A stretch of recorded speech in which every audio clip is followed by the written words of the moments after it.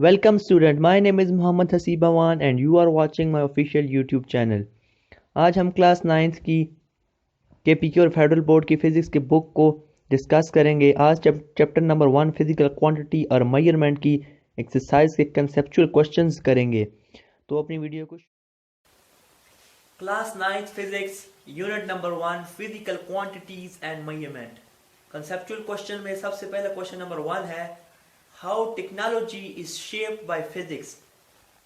Question ये है कि किस तरह टेक्नोलॉजी को फिजिक्स ने शेप किया है, यानी किस तरह टेक्नोलॉजी बनी है फिजिक्स की मदद से, या किस तरह टेक्नोलॉजी ग्रो हुई है, शेप हुई है फिजिक्स की मदद से। आंसर इसका देखते हैं। सबसे पहले हेडिंग देंगे आप लोग आंसर की, उसके बाद शुरू करेंगे। Physics and technology are two different things but they both are related to each other. कह रहा है फिजिक्स और टेक्नोलॉजी दो मुख्तलिफ चीजें हैं लेकिन एक दूसरे से ताल्लुक रखती हैं। Physics makes the laws and principle which are working in our universe. Physics जो है वो लॉज और प्रिंसिपल बनाती है जो हमारी कायनात में काम करते हैं, ठीक है। And physics also gather knowledge, और फिजिक्स साथ साथ नॉलेज इकट्ठा करती है, इल्म इकट्ठा करती है। जबकि whereas technology uses these laws and knowledge for practical purposes. जो टेक्नोलॉजी है वो इन लॉज और प्रिंसिपल को जो फिजिक्स इकट्ठा करती है उनको इस्तेमाल करती है टेक्नोलॉजी प्रैक्टिकल पर्पसेस के लिए, मतलब अपने रोजमर्रा कामों के लिए इस्तेमाल करती है, या वो उन कामों के लिए इस्तेमाल करती है जिससे इंसानों को फायदा हो।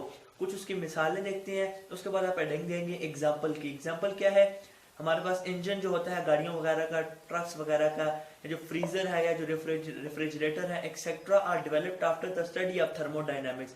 ये जो सारी की सारी चीजें हैं, इंजन, फ्रीजर वगैरह, ये बनी है थर्मोडायनामिक्स की स्टडी के बाद। थर्मोडायनामिक्स फिजिक्स की एक ब्रांच है, बस आप इतना समझ लें। थर्मोडायनामिक्स फिजिक्स की एक ब्रांच है, उसको स्टडी करने के बाद ये इंजन और फ्रीजर बना है।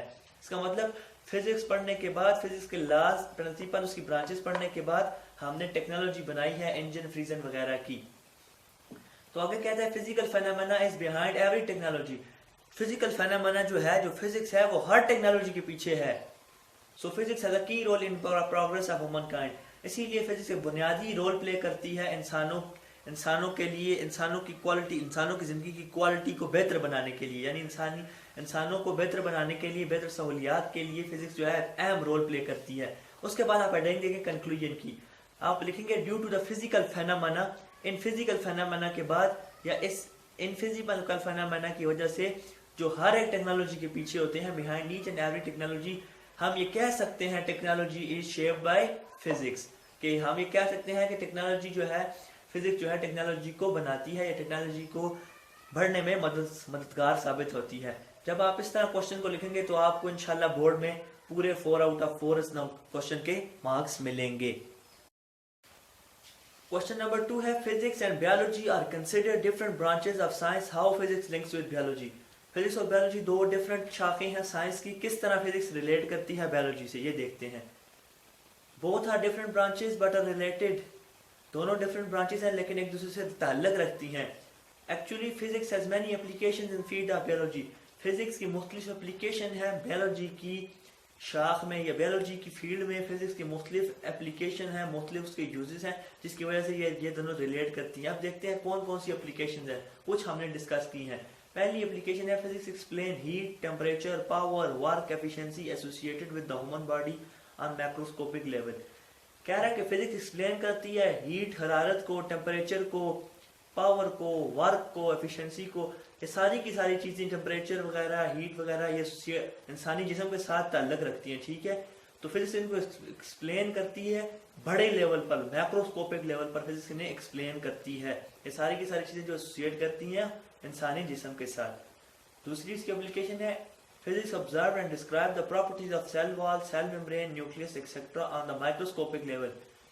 जबकि माइक्रोस्कोपिक लेवल पर, छोटे से छोटे लेवल पर फिजिक्स डिस्क्राइब करती है, किस चीज को डिस्क्राइब करती है, जो इंसानों के या पौधों के, जो इंसानों के या जो जानवरों के या जो पौधों के सेल वॉल्स हैं या जो सेल मेम्ब्रेन्स होते हैं, जो छोटे छोटे सेल्स जो होते हैं उनके अंदर सेल वॉल्स होती हैं, सेल मेम्ब्रेन्स होती हैं, न्यूक्लियस होता है, उनको जो है फिजिक्स डिस्कस करती है, उसको डिस्क्राइब करती है या उसको ऑब्जर्व करती है ऑन माइक्रोस्कोपिक लेवल, बिल्कुल छोटे से छोटे लेवल पर।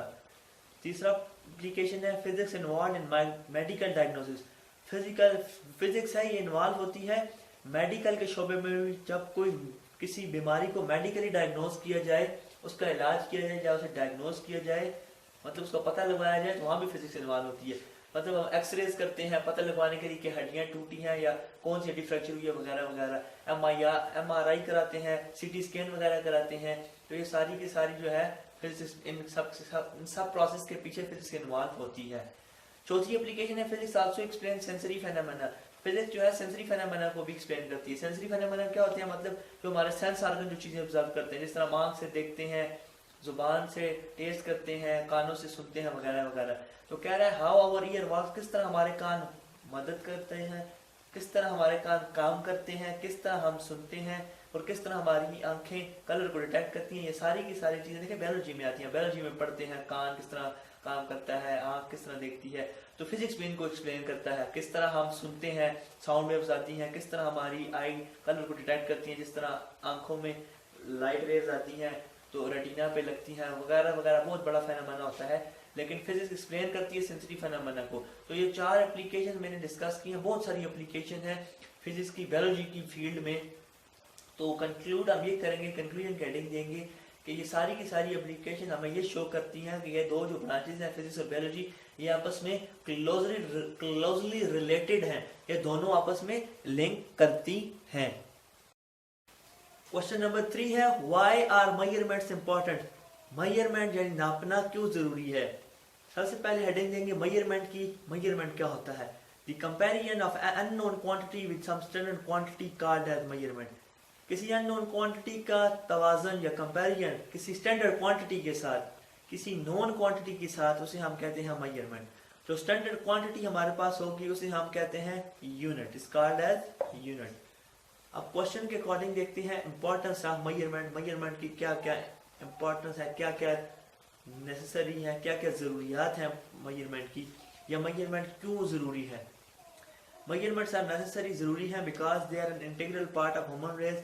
ये इंसान की जिंदगी के एक अहम जुज हैं। Without measurements there will be no trade, no statistic. Measurement के बगैर ना तो कोई तिजारत हो सकती है, ना कोई नाप तोल वगैरह हो सकता है। कुछ इसके एडवांटेजेस हैं मेजरमेंट के जो हमने डिस्कस की हैं, जिससे पता चलता है कि मेजरमेंट कितनी जरूरी है। We measure distances between 2 points on microscopic and macroscopic level। हम 2 पॉइंट्स के दरमियान डिस्टेंस फाइंड कर सकते हैं माइक्रोस्कोपिक लेवल पर भी, यानी में एटम में न्यूक्लियस और जो इलेक्ट्रॉन न्यूक्लियस के गिर्द घूम रहा है, उन दोनों के दरमियान डिस्टेंस भी फाइंड कर सकता हूँ, ठीक है। और ये हो गया माइक्रोस्कोपिक लेवल। और मैं एक जमीन और सूरज के दरमियान जो फासला है उसे भी मेजर कर सकता हूँ। ये हमारे पास हो गया डिस्टेंस माइक्रोस्कोपिक लेवल पे। दूसरा पॉइंट है we measure size of different objects. हम डिफरेंट ऑब्जेक्ट्स के साइज को मेजर कर सकते हैं। तीसरा एडवांटेज है we measure values in different observation and experiment. Without measurement it is difficult for scientist to conduct experiment. Number 4 है टू बाय और सेल डिफरेंट आइटम्स। मुख्तलिफ आइटम को खरीदने के लिए या बेचने के लिए हमें मेजरमेंट जरूरी है। अगर मेजरमेंट नहीं होगी तो हम ना कोई चीज बाय कर सकेंगे, ना कोई चीज सेल कर सकेंगे। इसका मतलब ये सारे के सारे एडवांटेज जो बता रहे हैं कि मेजरमेंट हमारी जिंदगी में कितनी जरूरी है। क्वेश्चन नंबर 4 है why area is a derived quantity. Area क्यों डिराइव्ड क्वांटिटी है। सबसे पहले देखते हैं डिराइव्ड क्वांटिटी क्या, डिराइव्ड क्वांटिटीज क्या होती हैं। The physical quantities defined in term of base quantities. वो फिजिकल क्वांटिटीज जिनको हम बेस क्वांटिटीज के टर्म में डिफाइन करें वो डिराइव्ड क्वांटिटीज होती हैं। यानी डिराइव्ड क्वांटिटी सिंपल में ये समझें जो बेस क्वांटिटीज से डिराइव हो उसे हम डिराइव्ड क्वांटिटीज कहती हैं। जब दो बेस फिजिकल क्वांटिटीज मल्टीप्लाई हो रही हो तब डिराइव्ड क्वांटिटी आएगी, या जब दो बेस फिजिकल क्वांटिटीज डिवाइड हो रही हो तब हमारे पास डिराइव्ड क्वांटिटीज आएंगी। इस केस में एरिया जो है the multiplication of 2 base physical quantities है। एरिया दो बेस क्वांटिटी का मल्टीपल है, मल्टीप्लिकेशन होती है जब दो बेस फिजिकल क्वांटिटीज की, तो हमारे पास एरिया आता है। वो दो बेस फिजिकल क्वांटिटीज कौन सी हैं, लेंथ और विड्थ। इसीलिए हम एरिया को कहेंगे डिराइव्ड क्वांटिटी है। मैथमेटिकली हम देखें एरिया को लिख सकते हैं length multiply by width. Width भी एक किस्म की लेंथ ही देखी होती है ना, उसको भी हम मीटर में मेजर करते हैं, तो उसको हम लिख सकते हैं लेंथ मल्टीप्लाई बाय विड्थ की जगह भी हम सिंबल एल यूज कर देते हैं। तो एरिया की हमारे पास यूनिट आ जाएगी, वो लेंथ को मीटर में मेजर करते हैं, विड्थ को भी मीटर में, तो मीटर स्क्वायर उसकी ऐसे यूनिट आ जाएगी। इसका मतलब है जब दो बेस फिजिकल क्वांटिटी देखें, लेंथ और लेंथ मल्टीप्लाई हुई तो हमारे पास एक ड्राइव क्वांटिटी है जिसे हम एरिया कहते हैं। तो हमने ये कंक्लूड किया एरिया एक ड्राइव क्वांटिटी है क्योंकि ये मल्टीपल है। मल्टीप्लिकेशन जब दो बेस फिजिकल क्वांटिटीज की होती है तो हमारे पास ये एरिया आता है, इसीलिए एरिया हमारे पास एक डिराइव्ड क्वांटिटी है। क्वेश्चन नंबर 5 है name any 4 derived units and write them as their base units. कह रहा है कुल 4 डिराइव्ड यूनिट्स के नाम लिखें और साथ ही साथ उनकी जो बेस यूनिट्स हैं वो भी लिख दें। तो 4 जो ड्राइव यूनिट्स हैं साथ साथ उनकी जो बेस यूनिट्स हैं वो भी हमने डिस्कस कर दिए हैं इस टेबल में। सबसे पहले जो ड्राइव क्वांटिटी है वो एरिया है। एरिया की जो ड्राइव यूनिट है वो है स्क्वायर मीटर या मीटर स्क्वायर। क्वेश्चन में कह रहा है ड्राइव यूनिट्स लिखें, यानी ये लिखें और साथ उसकी बेस यूनिट्स लिखें। तो हमने पहले ड्राइव यूनिट लिख दी स्क्वायर मीटर और उसकी बेस यूनिट किस तरह बनेगी मीटर डॉट मीटर यानी मीटर स्क्वायर। दूसरी ड्राइव क्वांटिटी हमारे पास फोर्स, फोर्स की ड्राइव यूनिट है न्यूटन, न्यूटन ड्राइव यूनिट होगी। न्यूटन किसके इक्वल होता है बेस यूनिट्स में अगर देखा जाए kilogram metre per second square के इक्वल होता है। तीसरी ड्राइव क्वांटिटी है वॉल्यूम, इसकी ड्राइव यूनिट है क्यूबिक मीटर या मीटर क्यूब और बेस यूनिट की टर्म में किस तरह होगी मीटर डॉट मीटर यानी मीटर क्यूब। चौथी ड्राइव क्वांटिटी है एनर्जी, ड्राइव यूनिट है इसकी जाउल और जाउल को जब बेस यूनिट के फॉर्म में हम किस तरह लिखते हैं 1 joule is equal to kilogram metre square per second square. पांचवी ड्राइव क्वांटिटी है स्पीड, स्पीड की ड्राइव यूनिट है metre per second. Base unit की टर्म में इसको हम लिखते हैं m s की पावर -1 या m डिवाइडेड बाय s यानी मीटर पर सेकंड। ये हमारे पास बेस यूनिट है derive unit metre per second की। क्वेश्चन नंबर 6 है why in physics we need to write in scientific notation. Physics में हमें क्यों जरूरी है कि हम नंबर्स को जो है साइंटिफिक नोटेशन में लिखते हैं। सबसे पहले देखते हैं साइंटिफिक नोटेशन क्या है। Scientific notation is a way of writing numbers that are too big or too small to be easily written in decimal form. Scientific notation एक टेक्निक है नंबर्स को लिखने की, जो नंबर बहुत बड़े हों या बहुत छोटे हों उनको हम आसानी से डेसिमल फॉर्म यानी पॉइंट की फॉर्म से हटाकर एक नंबर की फॉर्म में उनको हम लिख सकते हैं, डेसिमल फॉर्म में लिख सकते हैं, मतलब पावर की फॉर्म में लिख सकते हैं। तो आसानी से बड़े या छोटे से छोटे नंबर या बड़े से बड़े नंबर को आसानी से हम डेसिमल फॉर्म में लिखें, उस टेक्निक को हम साइंटिफिक नोटेशन कहते हैं। In physics we deal with very small or very very large number so it become difficult to write these number. Physics में बहुत बड़े बड़े नंबर आते हैं कि अब हमको कैलकुलेट करते हैं कि डिस्टेंस, सूरज का डिस्टेंस जमीन से या mass of moon, mass of sun वगैरह वगैरह। तो बहुत बड़े नंबर भी आते हैं, तो बहुत छोटे छोटे नंबर भी आते हैं जिस तरह एटॉमिक न्यूक्लियस वगैरह को नापना हो। तो उन बड़े नंबर्स या छोटे नंबर्स को मेजर करने के लिए, उनको लिखने के लिए हम साइंटिफिक नोटेशन इस्तेमाल करते हैं। एग्जांपल हमारे पास है मास ऑफ मून। हमारे पास देखिए मास ऑफ मून कितना बड़ा है, बिलियंस ऑफ किलोग्राम है हमारे पास। देखें 7 के बाद तकरीबन 22 उसके बाद 0 लगे हुए हैं, तो हमारे पास इतना मास है मून का। तो इस बड़े से नंबर को हम आसानी से लिख सकेंगे साइंटिफिक नोटेशन के मेथड से। साइंटिफिक नोटेशन का मेथड असल में किस तरह साइंटिफिक नोटेशन का मेथड काम करता है या उसको किस तरह रिप्रेजेंट करते हैं। सबसे पहले नंबर आता है, नंबर के बाद मेंटीसा लिखा जाता है, उसके बाद 10 लिखा जाता है, उसके बाद 10 की पावर यानी एक्सपोनेंट लिखा जाता है। यहाँ पे नंबर आएगा, नंबर के बाद एक और नंबर होगा जिसे हम कहेंगे मेंटीसा, ठीक है। फिर 10 आएगा, 10 के बाद उसकी पावर में जो है इसके एक्सपोनेंट कहते हैं वो आएगा। अब इस नंबर को, जो इतना बड़ा नंबर है मास ऑफ मून, इसको हम लिखते हैं, ये मास ऑफ मून आ गया हमारे पास, ये नंबर आ गया कोई, ठीक है। अब मेंटीसा इस केस में क्या होगा, वो 7 होगा, क्योंकि सारे के सारे 0 को खत्म करेंगे, ठीक है। तो हम इसको 10 उस तरह लिख देंगे फार्मूले के अकॉर्डिंग। तो एक्सपोनेंट हमारे पास पावर क्या आएगी, जब हम पॉइंट देखिए हमारे पास यहाँ पे है, जहाँ पे आखिरी 0 खत्म हो रहा है वहाँ पे पॉइंट है।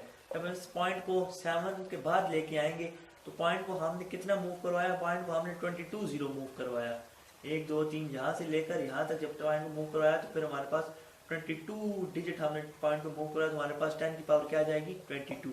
तो हम इसको लिख सकेंगे 7 मल्टीप्लाई बाय 10 की पावर 22 kg। एक बार याद रखनी है, जो मेंटीसा है ना, ये हमारे पास यहाँ इस केस में 7 मेंटीसा है। मेंटीसा 1 के बराबर या 1 से ग्रेटर हो और 10 से कम होना चाहिए, यानी यहाँ पे जो नंबर होगा मेंटीसा वो 1 हो, ठीक है, 1 हो, 2 हो, 3 हो, 4 हो, 5 हो, 6 हो, 7 हो, 8 हो, 9 हो सकता है, ठीक है, 1 से लेकर 9 तक हो सकता है। इसी तरह डायमीटर और एटॉमिक न्यूक्लियस को साइंटिफिक नोटेशन के केस में किस तरह लिख सकते हैं, ये हमारे पास एटॉमिक न्यूक्लियस का डायमीटर है 0.00000001। इसको हम लिखेंगे साइंटिफिक नोटेशन की फॉर्म में तो यहाँ से 0 को मूव करवाएंगे 1 2 3 4 5 6 7 8 9 10 11 12 13 14 डिजिट मूव करवाएंगे, 1 के बाद आ जाएगा। तो 1 मल्टीप्लाई बाई 10 की पावर क्या आ जाएगी, -14। -14 क्यों है, क्योंकि इस तरह आपने लेफ्ट साइड, जब लेफ्ट साइड को पॉइंट्स को मूव करवाएंगे लेफ्ट साइड से राइट की तरफ तो माइनस लगेगा पावर के साथ, जब राइट साइड से करवाएंगे इस केस में राइट साइड से तो फिर पॉजिटिव होगा। ठीक है, तो इस केस में यह लिखा जाएगा 1 × 10 raise to power -14 metre. Question number 7 है what is least count. Least count क्या है, how least count for vernier caliper and screw gauge are defined. Vernier caliper और स्क्रू गेज की लीस्ट काउंट क्या है। सबसे पहले देखते हैं least count. The minimum length that can measured by an instrument is called least count. Least count असल में वो कम से कम लेंथ है जो एक इंस्ट्रूमेंट मेजर कर सकता है। एक स्केल देखें, एक स्केल, अगर हमारे पास एक स्केल होता है आम स्केल, वो स्केल देखें तो वो कम से कम लेंथ कितनी मेजर कर सकता है, वो कम से कम लेंथ 1 मिलीमीटर की मेजर कर सकता है। क्योंकि उसमें जो छोटी सी देखें लाइन होती है ना, वो छोटी सी लाइनें इसमें लगी होती है ना, वो सबसे जो छोटी लाइन के दरमियान जो डिस्टेंस होता है वो 1 मिलीमीटर का होता है, तो वो 1 मिलीमीटर जो है लेंथ मेजर कर सकती है। तो उस स्केल का लीस्ट काउंट क्या होगा, 1, क्योंकि मिनिमम लेंथ वो कौन सी मेजर कर सकती है, 1 मिलीमीटर की। तो लीस्ट काउंट वही है जो मिनिमम लेंथ कोई भी इंस्ट्रूमेंट मेजर करे वो उसकी लीस्ट काउंट होती है। Least count for vernier caliper the smallest digit on the main scale. जो वर्नियर कैलिपर आप जाके देख सकते हैं, बुक पे भी आपकी है, जो कम से कम डिजिट है मेन स्केल पर divided by the total number of division on vernier scale. जो मेन स्केल पर स्मॉलेस्ट डिजिट है वो उसको डिवाइड करें जितने भी number of division vernier scale पे हैं। मेन स्केल पे जाएं, जो कम से कम डिजिट है वो होगा 1 मिलीमीटर। 1 मिलीमीटर का जो डिजिट है स्मॉलेस्ट डिजिट मेन स्केल पे उसे डिवाइड करें जो वर्नियर स्केल पे डिवीजन है। वर्नियर स्केल पे आप जाके देख सकेंगे उसमें 10 डिवीजन होगी। तो 1 मिलीमीटर जो स्मॉलेस्ट डिजिट है मेन स्केल पर divided by number of division of vernier scale 10 होगी। तो उसकी लीस्ट काउंट फार्मूला ये होगा। ठीक है, तो हमारे पास आ जाएगा 0.1 मिलीमीटर, या सेंटीमीटर में कन्वर्ट करेंगे तो 0.01 सेंटीमीटर। इसका मतलब है लीस्ट काउंट कम से कम कितनी जो है मेजर कर सकती है लेंथ को, वो 0.1 मिलीमीटर या 0.01 सेंटीमीटर तक। स्क्रू गेज की लीस्ट काउंट वर्नियर कैलिपर से ज्यादा अच्छी है, इसलिए स्क्रू गेज को वर्नियर कैलिपर के मुकाबले में प्रेफर करते हैं। तो लीस्ट काउंट स्क्रू गेज की क्या है, the pitch of the screw divided by total number of division on circular scale is called as least count of screw gauge. Least count screw gauge क्या होगी, जो screw की जो pitch होगी, ठीक है, वो भी 1 मिलीमीटर होगी, उसे डिवाइड करेंगे जितनी number of division circular scale पे होंगी। स्क्रू गेज की जो सर्कुलर स्केल पे जितनी नंबर ऑफ डिवीजन होंगी उससे डिवाइड करेंगे। तो सर्कुलर स्केल आप जाके देख सकते हैं, स्क्रू गेज में जो सर्कुलर स्केल उसका होता है जो घूमता है उस पर 100 डिवीजन होती है। 1 डिवाइडेड बाय 100 तो हमारे पास आ जाएगा 0.01 millimetre. Least count vernier caliper की 0.1 थी मिलीमीटर में, और स्क्रू गेज की 0.01 मिलीमीटर, और सेंटीमीटर में 0.001 सेंटीमीटर। क्वेश्चन नंबर 8 है how we can find the volume of a small pebble with help of measuring cylinder. हम किस तरह एक छोटे से कंकर का वॉल्यूम फाइंड कर सकते हैं मेजरिंग सिलेंडर की मदद से। हम फाइंड कर सकते हैं स्मॉल पेबल यानी छोटे से कंकर का वॉल्यूम मेजरिंग सिलेंडर की मदद से, अगर हम ये स्टेप फॉलो करें। प्रोसीजर क्या है, water is poured in measuring cylinder. पानी को सबसे पहले इस मेजरिंग सिलेंडर में डाल दिया जाए and note the volume of water. पहले पानी को सिलेंडर में डालकर पानी का वॉल्यूम किया जाए जो हमारे पास होगा V1। ठीक हो गया। दूसरा स्टेप ये, नाउ पुट द पेबल, वो छोटा सा कंकर है जिसका वॉल्यूम फाइंड करना है, अब उसको सिलेंडर में डालें आहिस्ता से। जब कंकर को हमने डाल दिया और कंकर पूरी तरह से इमर्स हो गया यानी पूरी तरह से डूब गया पानी में, तब फिर से पानी का जो है वजन करें। पहले अकेले पानी का वजन किया, अब कंकर जब डूब गया पानी में फिर से वॉल्यूम का वजन करें, अब वो वॉल्यूम होगा V2। ठीक है, अब जो वॉल्यूम ऑफ पेबल होगा, छोटे कंकर का वॉल्यूम होगा, वो हम किस तरह फाइंड करेंगे, पहली रीडिंग को दूसरी रीडिंग में से माइनस करके, यानी जो change in volume del V होगा वो हमें देगा वॉल्यूम ऑफ अ पेबल। देखिए पहले हमने सिर्फ और सिर्फ पानी का वजन किया V1, उसके बाद कंकर को डालकर फिर पानी का वजन किया V2। अब चेंज इन जो वॉल्यूम होगा V2 माइनस V1 वो हमें दे देगा volume of a small payable. तो यहाँ तक था पहला चैप्टर क्लास 9 का। आगे भी इंशाल्लाह हम वीडियो बनाते रहेंगे, तो आप मेरे चैनल के साथ कनेक्ट रहिए, लाइक करें, शेयर करें और सब्सक्राइब करें ताकि आने वाली वीडियो से आप मुस्तफ़ीद हो सकें। Thanks a lot, thanks for watching.